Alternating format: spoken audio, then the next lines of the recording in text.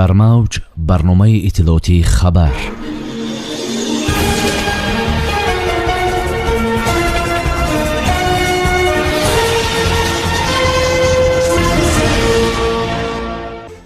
тоҷикистон ва иттиҳоди аврупо барномаи рушди таҳсилоти касби техникӣ эълон намуданд.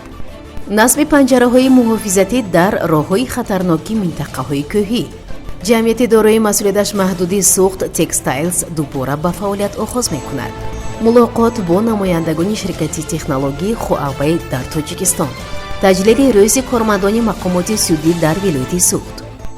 дар ҳошияи форуми дарвозаи ҷаҳонӣ вазири корҳои хориҷии ҷумҳурии Тоҷикистон Сироҷиддин Муҳриддин ва комиссари Иттиҳоди Аврупо оид ба ҳамкории байналмилалӣ Юта Урпилайнен эъломияро оид ба тахсиси маблағ дар ҳаҷми 30 миллион евро ҷиҳати рушди таҳсилоти касби техникӣ дар Тоҷикистон имзо карданд, иттилоъ медиҳад Амид Ховар. ин маблағ барои татбиқи барномаҳо баҳри таъмини ҷавонон ва занон бо шуғл дар бахшҳои муҳими иқтисодӣ аз қабили кишоварзӣ, энергетика ва саноати сабзу рақамӣ равона мешавад. барномаи дастгирии молиявии бюҷет тавассути ҷорӣ намудани унсурҳои нави муосир дар таҳсилу таълими техникӣ ва касбӣ ба устуворӣ ва гузариши сабз мусоидат менамояд.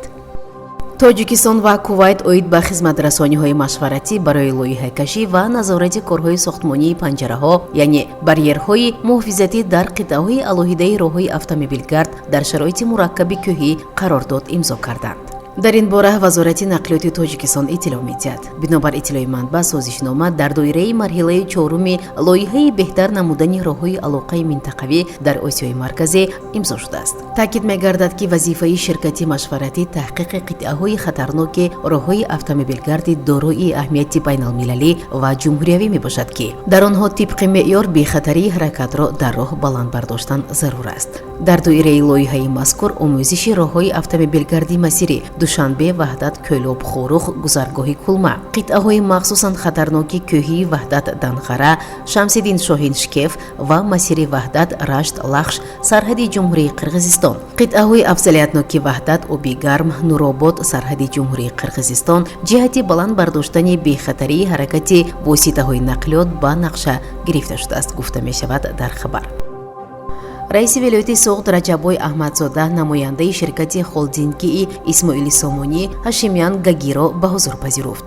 дар мулоқот ҷонибҳо масъалаи ба корандозии ҷамъияти дорои масъулияташ маҳдуди суғд Textiles, собиқ корхонаи Кобул Тоҷик Textiles ва модернизатсияи он мавриди баррасӣ қарор гирифт. аз саргирии фаъолияти корхонаи азими саноатӣ, ки дар доираи нақшаи чорабиниҳои марбут ба саноати кунонии босуръати мамлакат ва ба истиқболи 35-солагии истиқлоли давлати ҷумҳурии Тоҷикистон роҳандозӣ хоҳад шуд, имкон медиҳад, ки ҳазорҳо нафар бо ҷойи кор таъмин гарданд ва ба даст овардани музди меҳнат дар навбати худ сабаби ба баланд шудани некуаҳволии шаҳрвандон мусоидат менамояд. дар назар аст, ки дар корхона таҷҳизоту технологияи олмонӣ васлу насб карда шуда, коргоҳи ресандагиву бофандагӣ, дӯзандагӣ, рангубори матоъ таъсис дода шавад ва то 3500 нафар соҳиби ҷойи корӣ гарданд. бо ин роҳ нақша ҳаст, ки коркарди пурраи пахта то маҳсулоти ниҳоӣ ба роҳ монда шавад. ҳамзамон сармоягузорон иқдом намуданд, ки корхонаи истеҳсоли равған дар шаҳри Конибодомро низ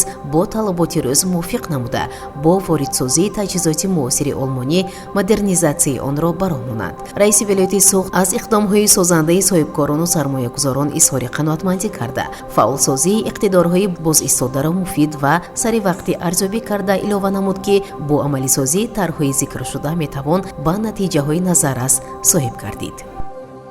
раиси вилояти суғд Раҷаббой Аҳмадзода намояндагони ширкати технологии Huawei дар Тоҷикистонро ба ҳузур пазируфт. раиси вилоят аснои мулоқот аз таҳкими муносибатҳои дӯстонаи Тоҷикистон ва Чин ёдовар шуда, густариши робитаҳоро самараи сиёсати роҳбарони давлатҳо арзёбӣ кард. тибқи нақша дар маркази вилояти суғд лоиҳаи шаҳри бехатар амалӣ карда мешавад, ки ҳадаф аз татбиқи лоиҳа назорати ҳаракати нақлиёт, пешгирии садамову қонунвайронкуниҳо ва ҳодисаҳои нохуш мебошад. ҷонибҳо вобаста ба амалисозии лоиҳа мубодилаи афкор намуда, масъалаи воридсозии технологияҳои заруриро баррасӣ карданд.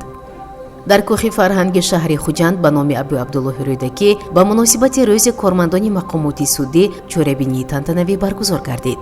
раиси вилояти суғд раҷаббой аҳмадзода кормандони мақомоти судиро бо иди касбиашон табрик гуфта қайд намуд ки мақомоти судӣ яке аз ниҳодҳои муҳими давлатдорӣ мебошад ки фаъолияти онҳо ба ҳифзи арзишҳои ҷомеаи демократӣ, таъмини адолати судӣ, ҳуқуқу озодиҳои инсон ва шаҳрвандон равона гардидааст. гуфта шуд ки меҳнати пуршараф ва талошҳои шоистаи ҳар як корманди мақомоти судӣ аз ҷониби ҷомеа ба хубӣ эҳсос гардида борҳо аз тарафи роҳбарияти мамлакат қадрдонӣ карда шудааст. изҳори боварӣ карда шуд ки чунин эътимоди баланди роҳбарияти мамлакат ва мардуми кишвар ба кормандони мақомоти судӣ рӯҳу илҳоми тоза бахшида онҳоро барои ҳомии ҳуқуқу озодиҳои инсон будан ҳидоят мекунад. дар охир ба як қатор кормандони пешқадам сипосномаи мақомоти иҷроияи ҳокимияти давлатии вилояти суғд супорида шуда барномаи консертӣ низ пешниҳод гардид.